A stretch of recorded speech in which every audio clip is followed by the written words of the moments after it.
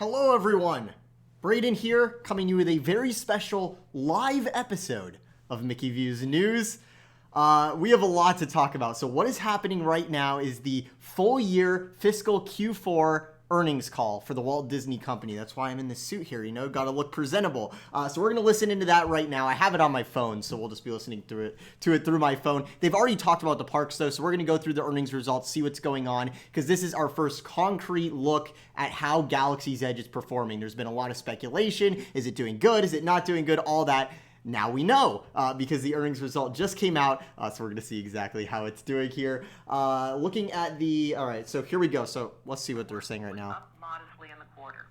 So this is how the earnings calls go. Scatter pricing at the ABC network. I was talking about ABC right now. So essentially what happens is Disney puts out a PDF with all the results for the quarter and for the fiscal year in this case. And then basically what happens is the executives, they just read through it. And then Bob Iger answers questions from, different media personalities and investors. Obviously, since we're talking about stock stuff, I should say, do not take anything I say here as investment advice or anything like that. Just a little disclaimer there before we get into it. And I already have a lot to say, and we just got the results here. So the reason this is important, these Q4 results in the fiscal year and everything, is because right now, most of the 50th anniversary stuff that isn't approved is about to be approved, or it's not going to happen at all. That's essentially what we're looking at right now.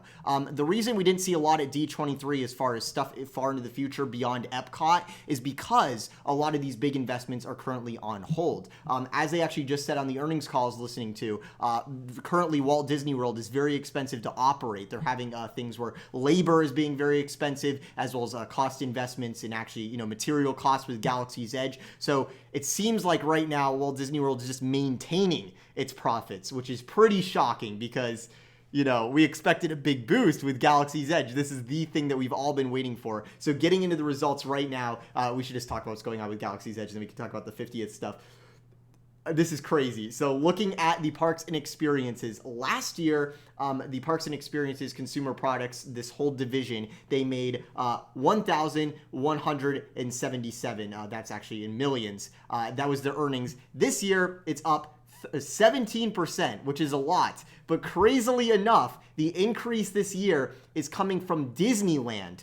It says that here, we'll go actually into here, I can actually pull it up for you guys. This is absolutely crazy. Let me switch over to it. Sorry, guys. I'm not a huge streamer. I'm not very good at this.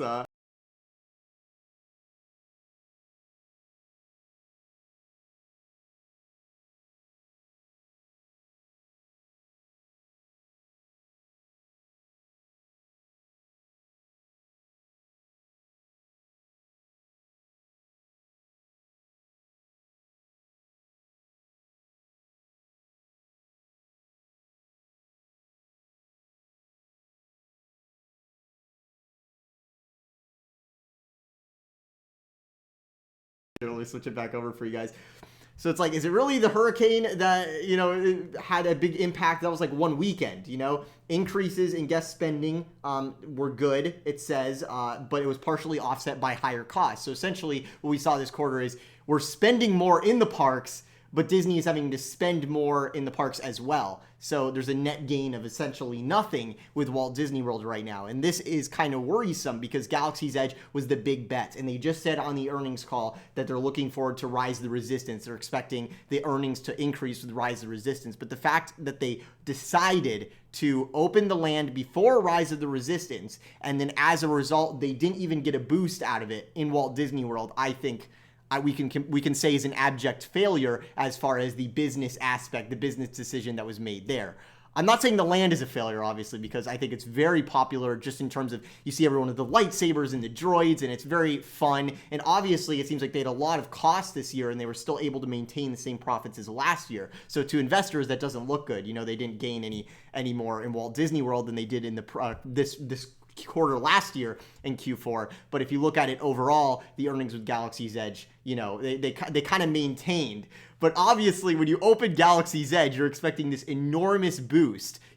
All the rooms are booked up. Everyone's buying everything. And we didn't see that. It was the same earnings, the same profits as this quarter last year. So 2018, 2018 Q4, the same as this year. You know, it's around the same amount of money. And that one, we didn't have Galaxy's Edge. This one we do, which I think goes to say that Galaxy's Edge did not bring what they expected as far as that is concerned. And this just makes me worried because what's great to see is that parks and experiences and consumer products actually increased 17% in sales. And they say that's a lot to do with the Frozen and Toy Story merchandise, which supposedly is already selling really well, the new Frozen stuff, which was actually, you know, it actually came out during Q4. So that's good to see that the parks, experiences, and consumer products are doing well. Disneyland is doing well. Disney Vacation Club is doing well. Walt Disney World, though, it sounds like it's very expensive to run right now, and that is not a good sign here, just for the fact that they're putting in so much money and they're not getting, you know, increased profits from the guest end. And what that means to me is it's kind of sort of a situation where they say we need to cut spending, right? So we see they cut the entertainment, right? And do we really expect Disney, when they're having to tell their shareholders that Walt Disney World's too expensive to run, you know, where it's costing so much, we're not gaining in profits this quarter? Like, that's not a good sign going into us wanting to see Disney invest a lot of stuff for the 50th anniversary. The good thing is I was expecting us to actually see decrease in revenues from Walt Disney World this quarter, and we did not. I was expecting it to be like an actual negative reaction, which it was not, but this is definitely not a good thing. I want to see what you guys are saying in the live chat. Make sure this is all going good. Looking fresh in the suit. Yep. Oh, man. Yeah, it's overhyped. People got scared of the crowds. Yeah, so here's the thing. So we're going to see, actually, we can turn on the call again to see if we're to the Q&A yet. But here's the thing. So in Q3, we saw the earnings for Galaxy's Edge originally in Disneyland, and they were not very good. And the CEO of the company, Bob Iger, he was saying, you know, here's the thing. Local area hotels that we can't control, they were increasing their room rates, you know, like those sort of excuses are here. You know, Walt Disney World Galaxy's Edge, it did great, but Hurricane Dorian hurt the sales. It's like, seriously, that was like half a weekend. You know what I mean? Are you kidding me? Like, that was like a few days. I was there during Hurricane Dorian. It did not impact operations that much. You know what I mean? So that's a little bit like, okay. You know, like they are correct. Like, every day does matter as far as the profits go and the costs go. But when you have a hurricane, you know, of the Dorian strength, which wasn't very much and didn't have that much of an operational impact, it's like, come on, you know, this was not Hurricane Irma. You guys weren't closed up for 3 days, you know, so it's a little bit like, okay. It's pretty funny. All right, let's see what's going on. Audio out of sync. Yeah, I apologize about that. That should not be happening.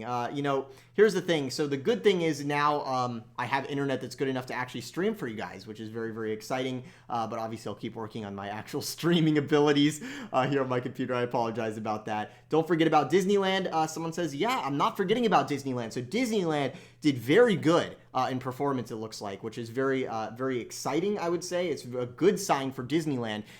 The thing is, the 50th anniversary, all those projects that aren't approved, their budget meetings are going to be this quarter, you know, Q1 2020 here, the fiscal year that we're now in, fiscal year 2020. And this is when they're going to be making the decisions based off of these earnings. You know, how much are we going to invest in the 50th? Like, are we seriously going to see Disney add like a whole new scene to the Carousel Progress? Or are they going to look at, you know, what happens here, you know, and say, oh, let's just add an extra animatronic? You know what I mean? Are they going to do a whole new scene in Haunted Mansion, right? Which the Imagineers will probably want to do. And it's like, actually, no, all we can do is put in the Hatbox Ghost, because at least we know we're going to sell merchandise to that. See, those are the sort of things. So these earnings are very important, because what I'm saying is it determines the extent of what we're going to get for the 50th anniversary. Are we going to get a lot, or are we just going to get the main pillars, the things that they can sell merchandise of, like Hatbox Ghost, Rose Gold Castle, you know, the stuff that the fans are really going to love, like doing stuff with the Carousel Progress, you know, or updating Filler Magic, you know, all these things that we've heard stuff about for a long time. What is the extent of what we're going to see happen? Because all those budgets, all those projects that are about to be approved or, you know, not approved and basically, you know, shelved away, because it's like decision time. It is judgment day, you know, like it has to happen now. You know, they have to get started on these projects to have them ready in time for 2021. Obviously, we have Tron coming. Anything that requires a ton of time to do is already underway, obviously. But I'm talking about the things that the Imagineers want to do with plussing attractions, nighttime parade, the entertainment wants to do. Like, these are things that they have to get started on soon. And those are the things that we should probably be a little bit concerned about here looking at these results, because they're not the greatest, I would say. So let me know what you guys think about that. Nice suit, man. Thank you very much. See what you guys are saying. Nice jacket. Yeah, this is actually for Dapper Days is coming up, and I thought, hey, I'd get a cool jacket. Dapper Days is basically when a bunch of people go to Walt Disney World for like Instagram and stuff, and supposed to dress up like contemporary or very like turn of the century.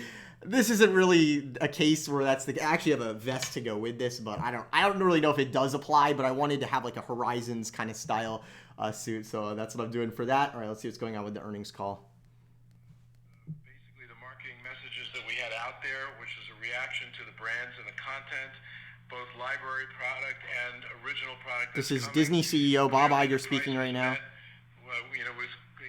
He's talking off the cuff right now, so we are in the Q&A right now of the earnings call of the fiscal year. What we're really selling was the 3-year subscription, which is a big deal for us in terms. Right now he's talking about Disney Plus. By the way, let me know if you have your Disney Plus subscription. Disney Plus is coming soon. It's going to be very exciting. I'm very excited about that, but I don't know. Here's the thing. The stock right now, Disney-wise, like overall company-wise, it's all the focus is on Disney Plus.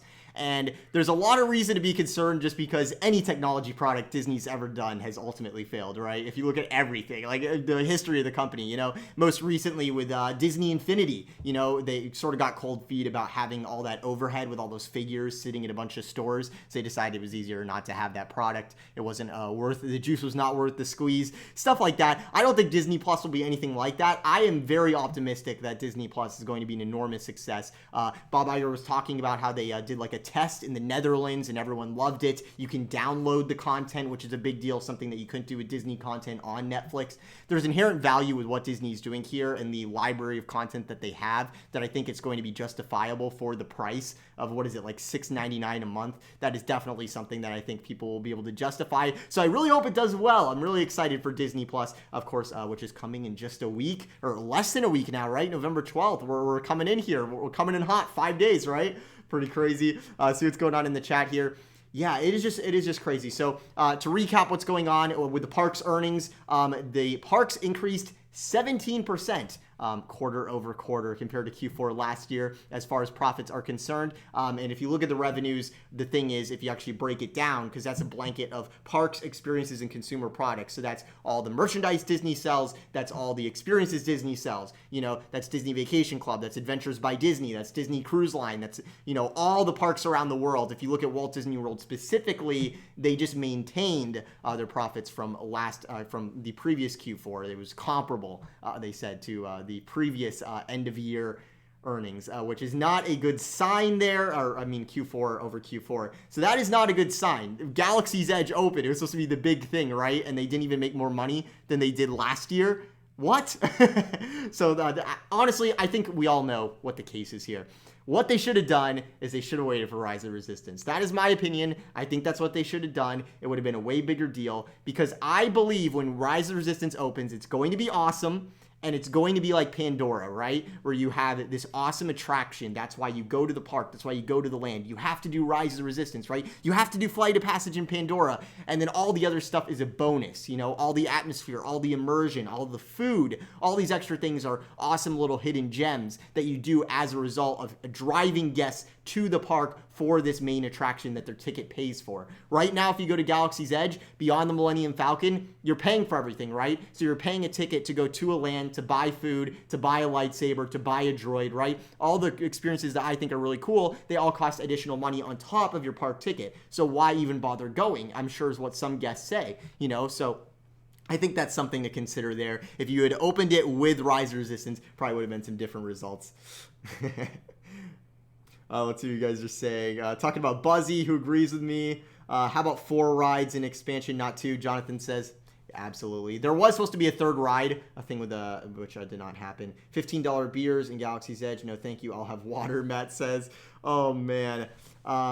Disney just announced Disney Plus launches March 31st in the UK. That is awesome, Jordan. There's a lot of legal stuff that Disney had to go through to actually get the streaming permissions over there. There's so much that goes into Disney Plus. You have no idea. Just think about it. All the shows, all the stuff that you see Disney syndicate all the stuff that they own that other networks air, that other streaming services have.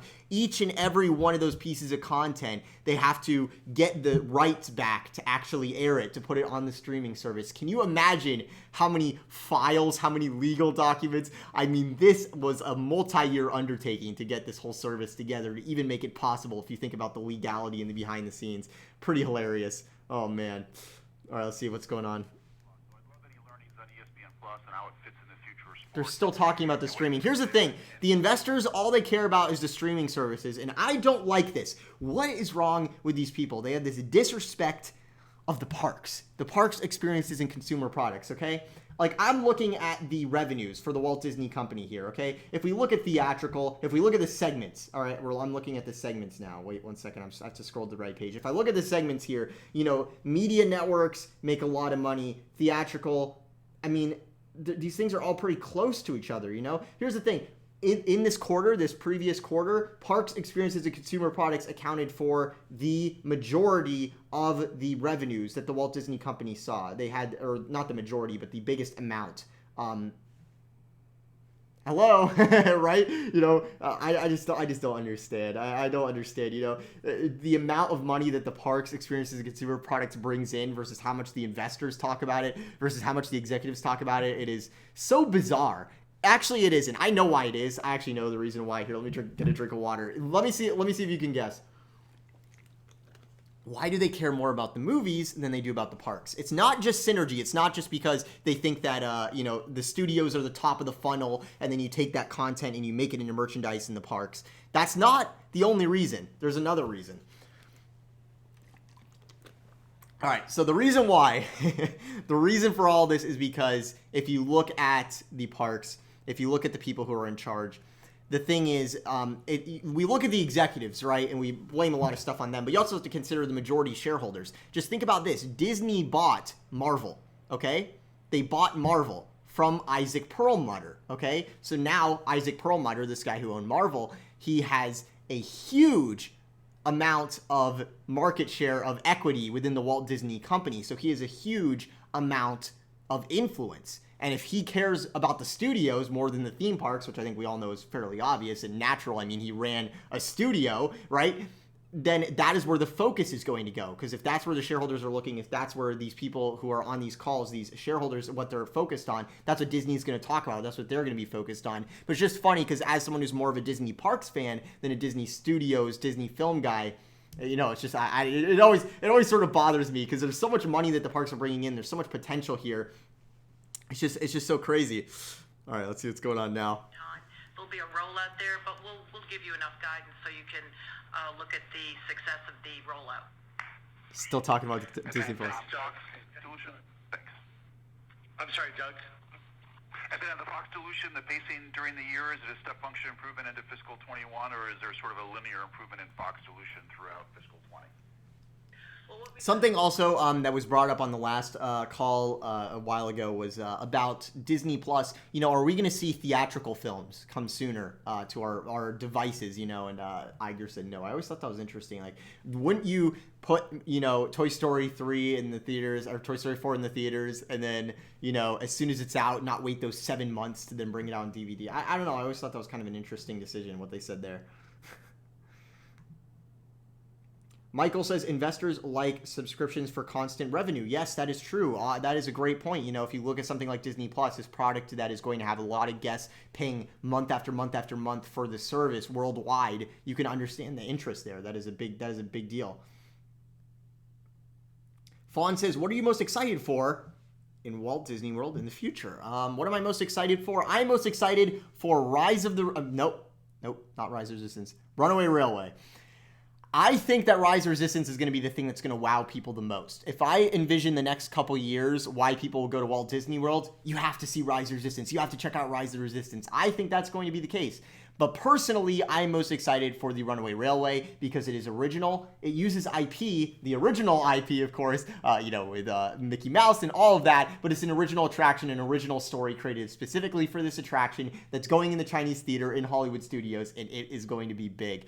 You know, I feel like a lot of people who cover the park stuff, they've kind of brushed off Hollywood Studios Galaxy's Edge. It didn't do as well as we thought. Okay, that's what it is. But I really do believe it's just sort of just a delayed reaction thing. Once you have Rise of Resistance open and everyone's telling their neighbor you have to go check it out, once then the Runaway Railway opens early next year, spring 2020, just imagine that. That is going to be huge. When you have Runaway Railway and Rise of Resistance, two amazing attractions, hopefully, inside Hollywood Studios, do you really think people are going to be like, yeah, but the Millennium Falcon attraction wasn't what I expected, or, I don't really like Toronto rap. No, they're going to go. You know what I mean? There's going to be no question. And Iger already said with the Q3 results that obviously they scared a lot of people off, with like, you can't come to Galaxy's Edge, reservations only. They really scared a lot of people off in Disneyland, and that definitely did not help with attendance. They had a really bad summer in Galaxy's Edge because people just weren't showing up. They thought the crowds were going to be huge, so people just didn't go at all. So I think they learned their lesson there.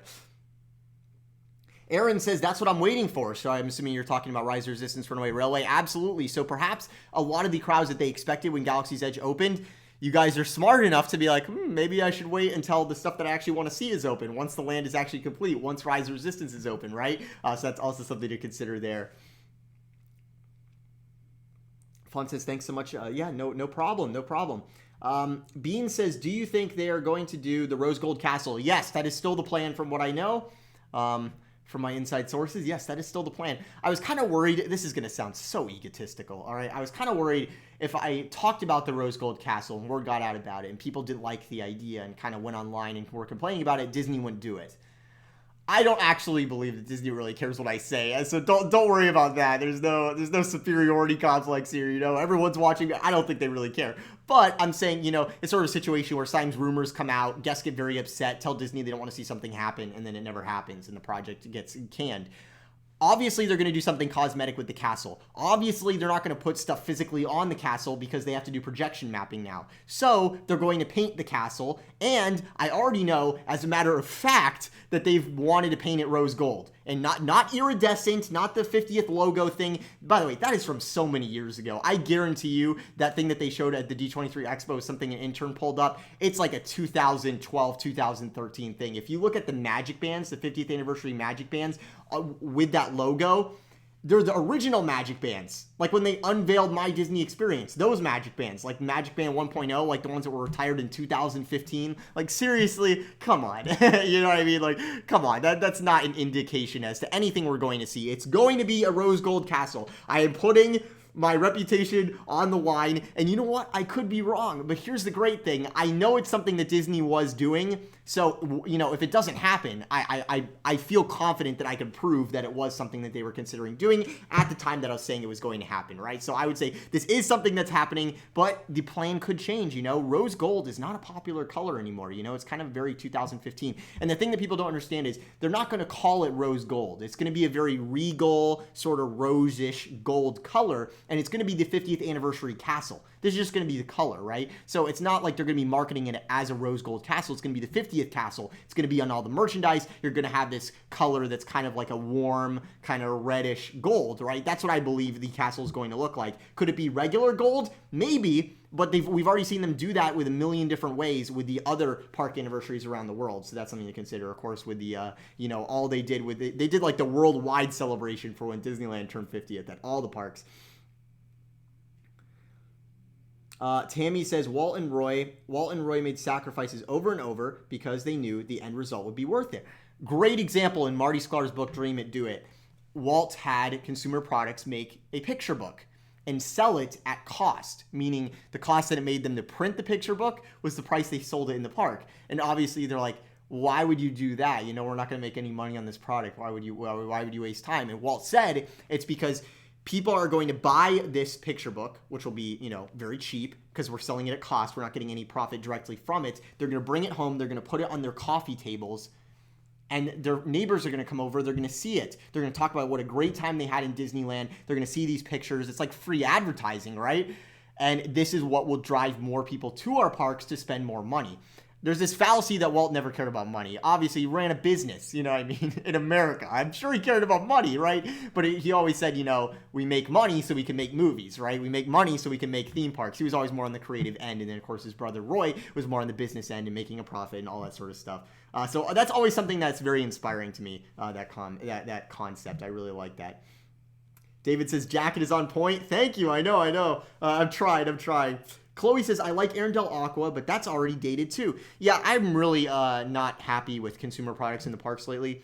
First of all, as a dude, there is like nothing. I'm just being honest. There's nothing for me to buy in Walt Disney World in the gift shops lately. Like anything fashion oriented, has sequins on it. I'm fine with them doing all these things for women. Obviously, I'm assuming they're the ones who are, the ones who are who want these products the most. I understand that if they're the majority of consumers in your parks for consumer products, that's great. You know what I mean? I have no problem with that. The reason I'm a little upset is because if you look at they used to, all the shirts I wear on the show, all the shirts I wear here on Mickey V's News, people are like, where do you get those? I got those from Disney because they used to do like retro attraction anniversary, limited time shirts, right? And they were very unisex, anyone could wear them. And then they collect all the orders and then they print them. So they'd have the exact right amounts. Now they don't do anything special or limited time or anything like that on Shop Disney anymore. They don't do any of that. They used to do March Magic, it was called, or they have all those special sports teams that were based on attractions in the parks so you could get merchandise with them that was print to order on Shop Disney. They don't do that anymore, And then all we have is this very homogenous, oh, look, we made a purse and now instead of it being rose gold, it's blue, or it's a slightly golder shade of rose gold. It's like, okay, I understand those are popular on Instagram. I get that. That's totally cool. But, help a brother out. I want some cool merchandise. I don't know. It's no big deal. Obviously, Disney is selling what sells, but I there's a lack of creativity in the vision.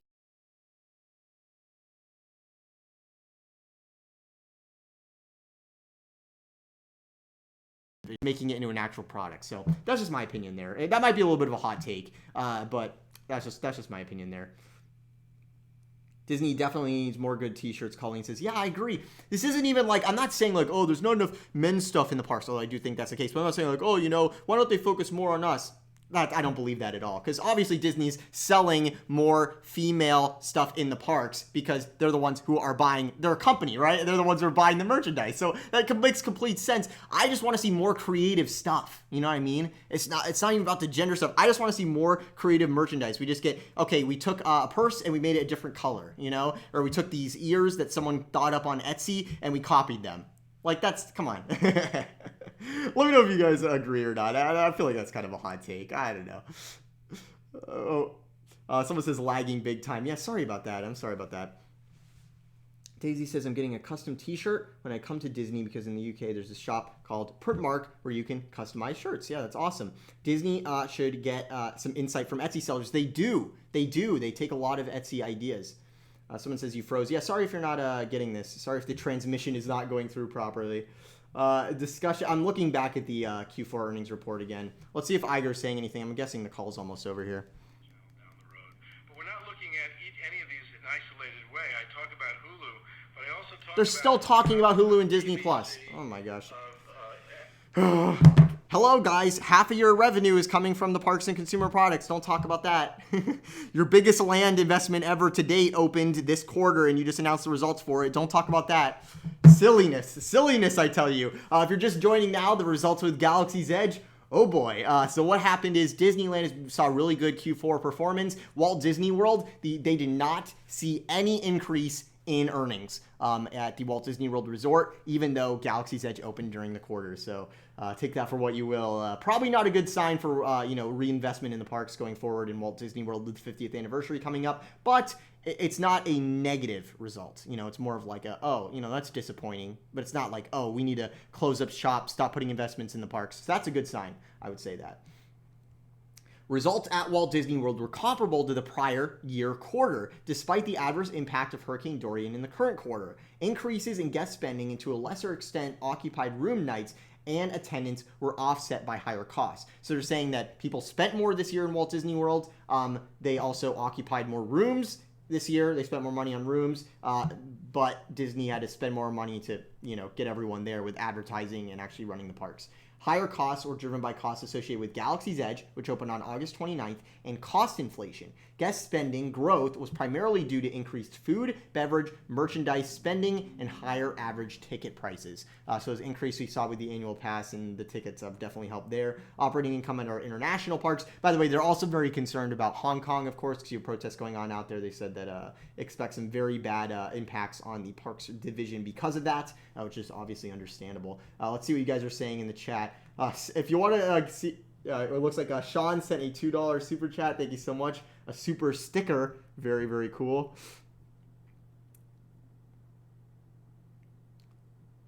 All right, let's see. Brayden, if you could bring back any extinct Disney attraction, which would it be? Horizons. Let's see what else. Todd says, if you noticed at Lines of Pandora, there were 275-minute waits for 3 months after the opening in Galaxy's Edge, and Galaxy's Edge, the headliner attraction, Millennium Falcon, only 80 minutes. Yeah. The reason that is because it's not. I think people are making a lot of excuses for Disney. By the way, sorry if there's anything wrong going on with this stream here. YouTube says it's not receiving enough video to maintain smooth streaming. What do you mean? What are you talking about? Oh well. The thing you have to understand with Flight of Passage is Flight of Passage had 4 theaters and 3 of them were down for a lot of those first opening months. So that's something to keep in mind. And then also, if you look at the Millennium Falcon, it is a very fast-loading, fast offloading attraction. You're on a turntable. It is extremely efficient. I think they imagined that you'd have the Millennium Falcon packed, like the cabin area, and you'd be taking selfies, and then you'd get in the cockpit. The thing is, it's running so well that basically the minute you get in the cabin, it's like, all right, time to go to the cockpit. Things are moving quickly there. So obviously, it's loading very well. But if anyone is going to act like they're not seeing the demand that they expected, they're full of it. So there's a little bit. What I'm saying is, the Millennium Falcon is a very efficient attraction in terms of loading as compared to Flight of Passage when it first opened. But to act as though Millennium Falcon and Galaxy's Edge has more demand than Pandora, the most successful land addition Disney's ever made at a Disney park around the world. I mean, come on, right? Oh man, Daisy says, I want to meet you. I want to meet you when you come to Disney. Yeah, well, if you see me around, let me know. All right, let me see. I'm trying to look through these questions. Impossible to even have revenues they publish after raising prices on everything. It's driving lower attendance. There's a supply and demand thing. If you have a lot of people coming to your park, raise the prices, right? Because then each guest is going to have a better experience and they'll pay more, but they'll have less crowds. So, I mean, I understand the idea there. I mean, that's like a basic supply and demand thing. The issue is when they increase costs on things that make no sense. Like, why does a Powerade cost $5 in Walt Disney World? Like, come on, right? Like, are you serious? Oh, man. If the Rise of Resistance attraction doesn't increase guest revenue and this new Star Wars film flops, how could this impact the building of the Star Wars Hotel? This is an awesome question. Thank you so much, Captured on Cloud 9. That is a great point. Here's the thing. We're not seeing the results that Disney expected for Galaxy's Edge. They're not making more money, this quarter compared to last year when they didn't even have Galaxy's Edge. So who is going to be spending these huge, outrageous room rates for the Star Wars Hotel? Like, who is this for? Who are they building this for, right? You're going to have, 60 guest rooms. You need to fill all those up every 3 days. How is that going to be possible when you're charging like $6,000, $3,000? It is going to be very expensive. I think that we will see the rates reduced. I think the room rates are not going to be that bad for the Star Wars Hotel because they have to fill it up. I mean, they're still going to be pretty expensive, but they're not going to be Polynesian bungalow level prices, which I think they originally expected because the demand just isn't there. I'm really excited for the Star Wars Hotel because it looks like it's a per person basis because, not only are you paying for your room, but you're paying for the whole 3-day experience. So obviously if you have more people, that's going to be more people to feed. That's going to be more people to entertain. So it costs more. So as someone who's, single and just goes to the park alone, I should be able to nab a pretty good room rate for the Star Wars Hotel based on the room rates that we've seen so far. Looks like we got a super chat from Beth. My whole family loves watching you. Keep up the great work. Congrats on the move down to Orlando. Thank you so much. I feel so weird doing these live streams. It's usually pre-recorded. So I'll keep getting better at doing this and staying on top of it. Right now I'm just running it off my 2013 MacBook. So that's part of the reason for the lag. I'm really glad you enjoy it. Favorite piece of merchandise you've ever seen? Oh, man. check out the review on my channel, of course, for the monorail playset review. That was one of my original videos that blew up in 2012. The Mickey Views monorail playset review. That is my favorite piece of merchandise. It holds a special place in my heart. Yeah, I would definitely bring back Horizons. That would definitely be the attraction that I'd be after. You know, people always ask, you know, what is it about Epcot? You know, why do you love Epcot so much? And it's because when you go to Disney, when someone says you're going to Disney World and you get all excited, you picture the princesses and the superheroes and the pirates and the castle.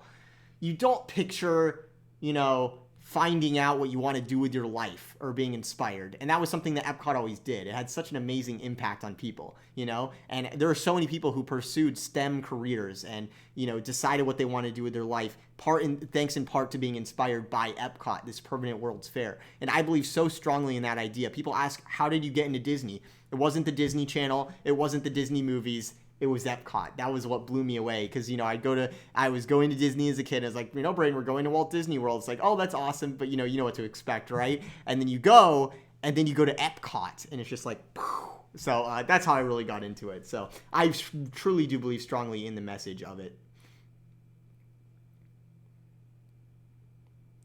Please stop spamming. Oh, it looks like we got another super chat from Alex. Do you think the Star Wars Hotel will live up to the hype? You know, we're going to actually know the answer to that fairly soon because we're going to have the Space 220 restaurant opening pretty soon in the next month or two in Epcot by Mission Space. And that is going to have the Space Windows effect. So we're going to see how that effect works, you know, what it's like to be in outer space, what that feels like, that sort of effect the Imagineering's working on, that new themed environment. So we'll know sooner rather than later, you know, is it going to live up to the hype as far as the experience goes? Is it really going to feel like you're in outer space? So I'm really excited for the Space 220 restaurant in that regard. And I think that will be a highly determinant factor on how people feel about, oh, do I want to do the Star Wars Hotel? Because it's very obviously a very similar or the same technology. Pretty interesting stuff there, right? Scott says Smuggler's Run is not Na'vi River Journey. No way. Someone was making that comparison probably. I'm just saying, when Rise of Resistance opens, are you not going to see Millennium Falcon as the B, the D ticket attraction? I mean, you are. You're totally going to see it. Two Real Geeks says Atlanta misses you. Yeah, we're going to wrap this up in a minute, guys. Just to recap again, Galaxy's Edge earnings, Disneyland doing well with Galaxy's Edge, Walt Disney World. Yikes. Galaxy's Edge, the quarter it opened, they didn't make any more money than they did the previous Q4 when there was no Galaxy's Edge at all. So something to consider there. Michael, I think Michael's talking about in the chat about the Space 220 restaurant. The executive chef left. So now they need a new executive chef. Not a good sign there. The Space 220 restaurant is not being run by Disney. It's being run by Patina Restaurant Group, which I have a personal grudge against because I've had one experience in their restaurants and it was bad. It was the Edison. I felt like the theming inside was great. The food was nothing to write home about. It was so overpriced. It was ridiculously overpriced. The Coney Island hot dog at the Edison is like $16 or $17. The Carolina foot-long hot dog that you can get at Dockside Diner in Hollywood Studios, quick service, served right to you, is better. I got the candied bacon on the clothesline thing. It was cold. It was obviously sitting under a heat lamp for a while. Just stuff like that. It was just so overpriced and so ridiculous and not that much food. The quantity was bad. The taste was bad. The service was fine, but it's just so expensive for basically nothing. And I know a lot of other people have had this experience. The entertainment is good in the Edison, but it's only at the very end of the night. And they sort of advertise it like there's entertainment, you know, all day or all night, when that's not the case at all. TYTY 2045 says, Brayden, will you do a new behind the scenes video? Well, you know, I want to be very careful about what I show. I live in a very small shoebox apartment, and if I show my apartment, it's going to be very easy for, you know, people, weirdos on the internet to figure out where I live. So that's why I don't really want to do that, because obviously I have I wouldn't say I have a lot of really nice technology here as I'm streaming this on a Blue Yeti $100 microphone and a 2013 MacBook, but you know what I mean. Just want to be safe there. Halexion says, I think that Rise of Resistance will bring crowds back. At least for me, Disney is expensive, so waiting for a better land at the same price makes more sense. Brilliant point. Thank you so much for the super chat. hit the nail on the head. That is exactly the situation. Let's see if there's anything left going on with the earnings call here. Yeah, I think I'm really optimistic Rise Resistance is going to be out of this world, and it's going to do well. Oh, God. Okay, yeah, it looks like we're done here. Now we're just playing music. So, yeah, the earnings call looks like it's complete. We got the earnings results. Walt Disney World not doing too well. They did not see any growth in earnings during the quarter that Galaxy's Edge opened. That is not a good sign there. No comment on the attendance, but it does look like guest spending was up, which is always a good sign. So, is this a good sign for Disney investing even more money for 50th anniversary stuff at a budget meeting in a few weeks? I don't know. I mean, I can imagine that the majority shareholders and Bob Iger's like, hey, Bob Chapek, probably not a good idea to be sinking in even more money into what is already extremely high operating costs right now, where we just had a report that we didn't gain any money this past quarter over quarter.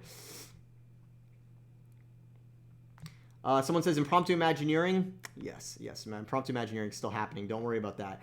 Drew says Rise Resistance is going to be insane. Insane. Yes, I absolutely agree. I want to thank you guys so much for all the support here. We're gonna wrap it up here in a second. I'm just so excited for the 50th anniversary of Walt Disney World, for the Rise Resistance, for the holiday decorations. There's so much going up. There's so much going on right now, and so much going up right now with the holiday stuff, and Runaway Railway next year, which is going to be awesome. The Space 220 restaurant. So there is stuff in the near term that is on the way. When you look at Epcot and you see how much construction is going on there, you're like, oh, this is never going to end. But there's definitely stuff more in the near term on the way. Matt, super chat, love your videos, man. Keep doing what you're doing. Thank you so much, Matt. I'm glad you enjoy them. I really hope you guys enjoyed this live stream. I'll keep improving. Obviously, I need to get I need to build a PC that's made for streaming if I want to do this for real. Not be doing it on my old MacBook, or Disney or Apple can just come out with the 16-inch new MacBook Pro, which I want, but they still haven't even announced it. So whenever that happens, one of those two things happen, then this will get a lot better on the streaming quality wise, and we'll keep getting better at it here. Drew says, so excited to see the Mickey and Minnie animatronics. That is going to be awesome. Jeff says, Disney after hours holding above $140. Yeah, that is absolutely crazy. Hey, Expedition Theme Park. Yeah, I don't know what's going on there. So, Galaxy's Edge, not doing that well at Walt Disney World, and I do think it's going to have an adverse effect on what Disney wants to invest for things like the nighttime parade, for the extent of the upgrades we see to the attractions in the Magic Kingdom, because they have to commit to the budget on those now and those costs to actually invest and do all those projects for the 50th anniversary of Walt Disney World. It's going to be a lot, and they're already reporting higher costs than ever before with the Walt Disney World Resort. Probably not a good indication that we're going to see them increase the costs even more or by a lot. So it's not like we're not going to get a bunch of cool stuff for the 50th anniversary. I'm saying the earnings here have a big impact on the extent of what we see. You know what I mean? They can go with a whole new scene on Haunted Mansion, or just put in the Hatbox Ghost, right? So there's a huge difference of what we can get. Also, there's some rumors going around that the Main Street Electrical Parade is coming back to Walt Disney World.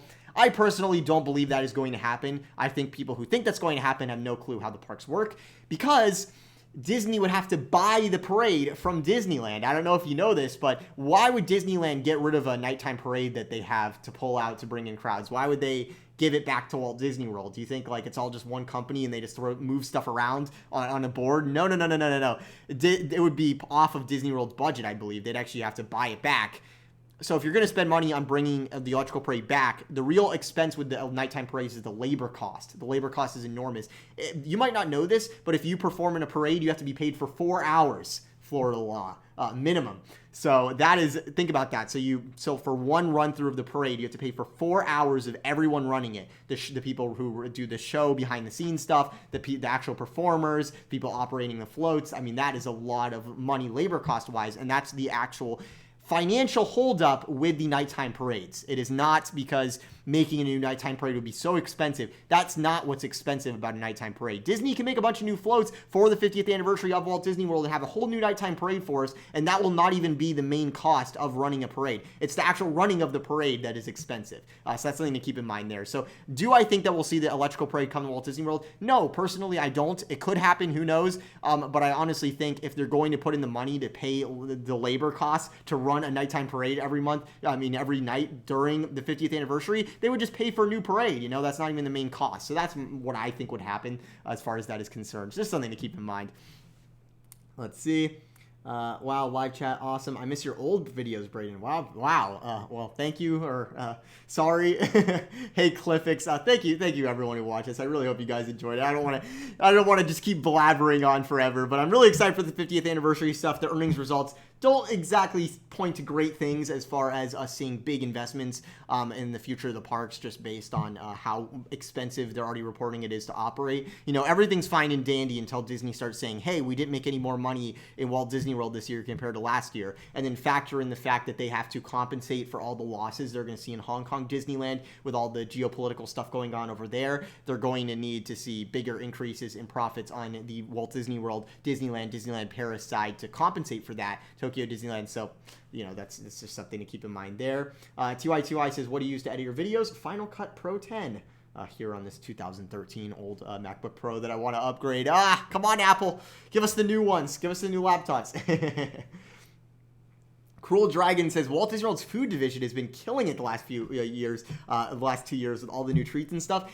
That I have to compliment. They are doing an awesome job. You know, all those crazy... Here's the only thing, you know, a lot of the new crazy treats and food items we're seeing coming to Walt Disney World, they're more made to look good than they are to taste good, right? They're very Instagram, you know, that's like a big part of it. That's something I don't really like. I'd rather have stuff that just tastes good, you know? But I would say a lot of the stuff that does look good also does taste good. So that's something to keep in mind. But, you know, stuff like the Skyliner gondola cookies where they literally print food-safe ink on the icing, it does not taste good. You know what I mean? It's ink. You're eating ink.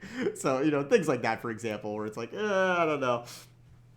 So that's going to do it for here, talking about the Q4 and fiscal year earnings results for the Walt Disney Company. I really hope you guys enjoyed this in-depth discussion of everything going on with the Walt Disney Company, sort of giving you an insight as to what I'm thinking or what I'm expecting moving forward. We're going to have the Space Restaurant, the Runaway Railway, Rise of Resistance, a lot happening. Also, I should just break this here right now, although this isn't really breaking news, but I do believe that the Runaway Railway not Runaway Railway, I already messed it up. I do believe that the Rise of the Resistance attraction, the ride vehicles, are now finally doing full loops around the attraction. Before we were reporting, you know, that like panels were ripped up and they had to redo the communication with the ride vehicles. The ride vehicles are now going through the entire attraction all the way through. You know, it's a 2-story attraction, up the elevator, down the drop at the end, all that. They're actually getting through the attraction as they're designed to do, which is a big milestone here in Walt Disney World. I think there's still some effects that aren't done just yet. But definitely it looks like training is underway, all that sort of stuff, so very exciting there.